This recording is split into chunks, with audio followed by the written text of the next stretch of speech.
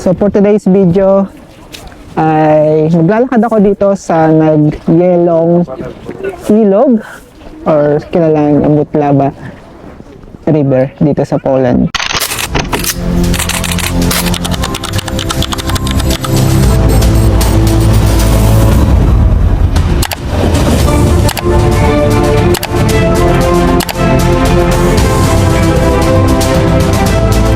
Welcome back mga kababayan dito sa aking YouTube channel kung saan ay maglalakad nga ako dito sa nag-froze na ilog kung saan ako nagtatrabaho. So sabi ng kaibigan ko 16 years ago nang ma-froze itong ilog na to. So napakatagal na. Kaya naman sinamantala ko nung nakita kong maraming tao ay naglalakad ay susubukan ko rin kasi alam niyo naman subok na, so ibig sabihin safe nang maglakad kapag ganitong marami ng mga tao ang naglalakad dito sa na-froze na ilog nga. So medyo kakaiba to sa mga ginawa kong video for the past few months dito sa Poland. At gusto ko rin i-document ito. So bilang isang foreign workers dito sa Poland ay isang magandang ala-ala ito sa akin. Kasi pag patak ng summer ay balik ulit ito sa tubig, ano. Kaya naman sinamantala ko na makapunta dito at gumawa nga ng memories dito sa aking YouTube channel mga kababayan. So makikita nyo nga sa likuran ko yung mga turista at yung mga local people na nag-skating dito. At yung barko na yun, kita nyo naman, isang museum yun dito. At ipapakita ko sa inyo yung agal yun doon sa bandang dulo. At yung mga bata syempre nag-i-enjoy family bonding. Dahil nga, minsan lamang ito nangyari for 16 years nga, sabi ng kaibigan kong local dito, nang mag-froze itong ilog ng Mutlaba River, mga kababayan. Kaya sinamantala kong pumunta talaga dito, gumawa ng memories, isang magandang ala-ala ito bilang isang OFW dito sa Poland na nakikipagsapalaran at gumagawa nga ng documentation ng aking buhay dito sa Poland. So at ngayon ay makita nyo medyo maganda yung kalangitan. Makikita nyo itong Mutlaba River ay na-froze or nag-ice. Kaya at isang magandang memories para doon sa mga nagnanais pumunta dito sa Gdańsk, Poland. So subukan yung lumakad kasi makikita nyo naman, diba, napakaraming tao. At naglakad-lakad na rin ako at maglalakad ulit ako pabalik dun sa dulo. So nais ko lang ipakita sa taas itong sitwasyon nitong Mutlaba River, mga kababayan, ano. Alam niyo naman, bilang Pilipino o bilang isang manggagawa dito sa Poland ay kasiyahan ko na at kasiyahan namin mga OFW ang maka-experience ng ganitong pangyayari, ano. So kaya dun sa mga nakakapanood sa aking YouTube channel at para naman dun sa mga paparating pa lang, malay nyo next year winter season ulit ay ice ulit itong ilog na to or ma-froze ulit, at least ma-experience nyo rin yung ganitong sitwasyon. So napakagandang experience sa katulad nating galing sa tropical country, ano, or sa katulad nating Pilipino. So para naman dun sa mga kababayan ko sa Europe na gustong maka-experience ng ganito, pumunta kayo dito sa Gdańsk Old Town at makikita nyo itong kalagayan nitong Mutlaba River, mga kababayan. So masayang ma-experience yung mga ganitong sitwasyon, makikita nyo yung kalagayan, di ba? Pros, kumbaga parang kakaiba, ano? So makikita nyo naman sa iba't ibang video ko sa aking social media account na ginagawan ko ng video dito, pero tumadaloy yung tubig at dumadaan yung mga maliliit na barko dito, ano? Lumalabas yan papunta doon sa dagat kasi tagusan yan papunta sa dagat. At itong Mutlaba River ay kumbaga daanan papuntang kabilang city, for example Gidinya or Sopot, ano? So dito yung dumadaan at doon yung kumbaga yun yung pier, kumbaga doon tumitigil. Kung mapapansin ninyo yung galyon dun sa dulo na yun, so makikita nyo yan, nakatigil yan kasi nga hindi makapamasada. So napakagandang pagmasdan para sa akin, ano? So makikita nyo maputi yung kalakihang bahagi ng ilog, so lahat ay stop, walang daloy ng tubig.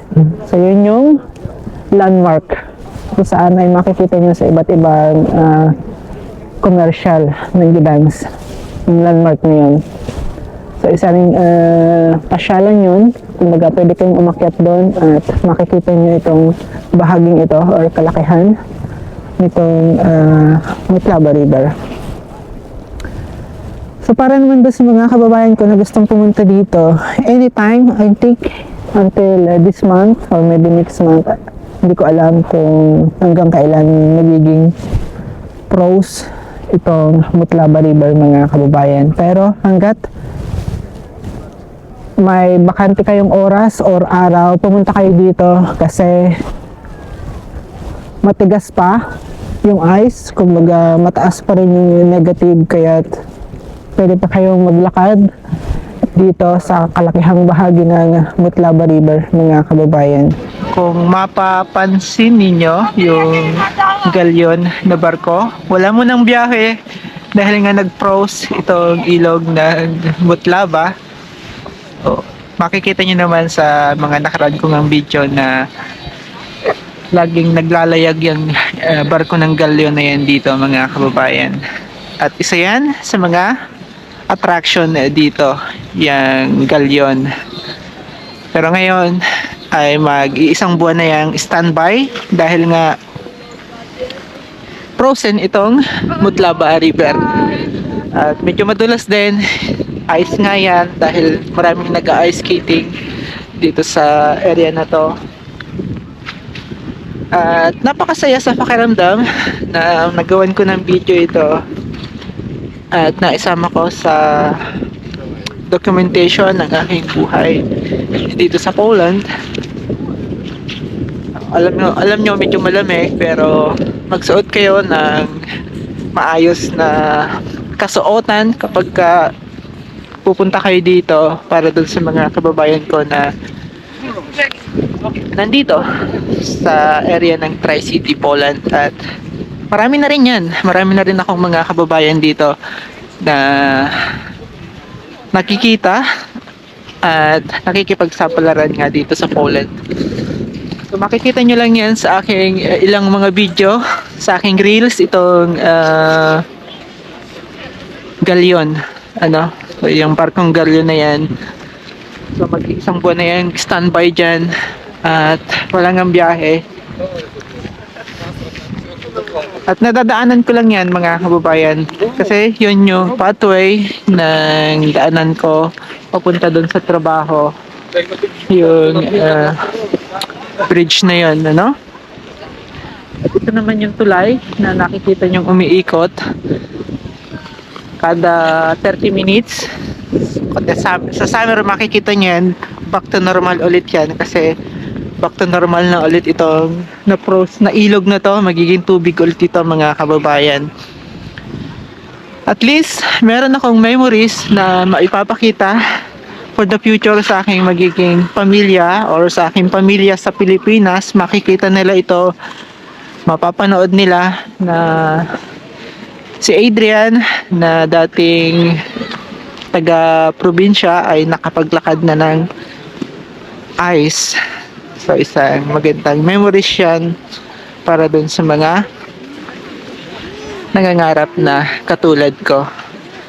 So, napakasaya. Masaya sa pakiramdam for more than 5 years na pakikipagsapalaran dito sa Poland ay parang hindi ako napapagod. Siyempre, merong relaxing na nangyayari sa aking buhay at merong siyempre kalungkutan din.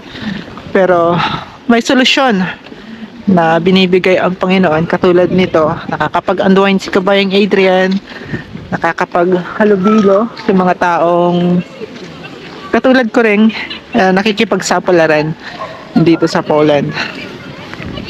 At napakasaya sa pakiramdam.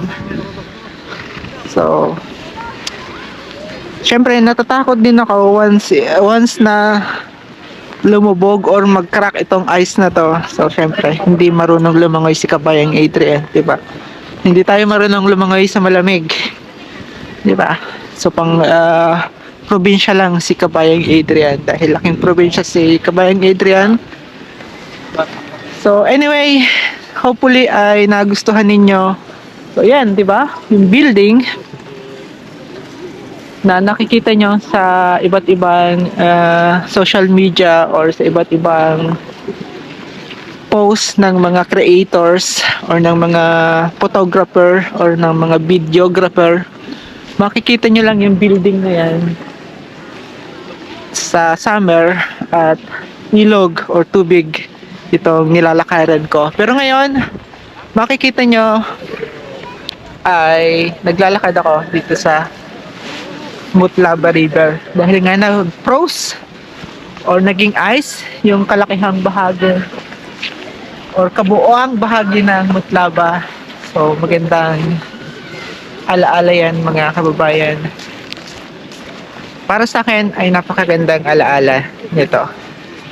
At masaya akong gawan ng video at ipakita sa mga kababayan ko na na-experience ko ang ganitong pangyayari dito sa Poland. Maraming challenging dito, maraming sumusuko, maraming nagre-reklamo, pero andito pa rin ako sa Poland. Marami akong mga na-experience, kalungkutan, kasiyahan, challenging, ano. Pero at least dito pa rin ako at nakakapagbigay ng ideas or tips sa ating mga kababayan. Once again, ako si Adrian, mga kababayan, at ito ang balita na aking dala, nag-frozen ang ilog dito sa Poland. So, hindi yan AI, ito ay tunay na pangyayari dito sa Poland, mga kababayan. At masaya akong pakita yan sa buong mga subscriber or followers ko sa Pilipinas or sa anumang panig ng mundo, no? Ako si Adrian, anyway, at isa akong OFW dito sa Poland, mga kababayan, for more than 5 years nga. Marami akong na-experience sa aking buhay at isa ito sa makikita ninyo sa kwento ng aking buhay dito sa Poland bilang isang OFW.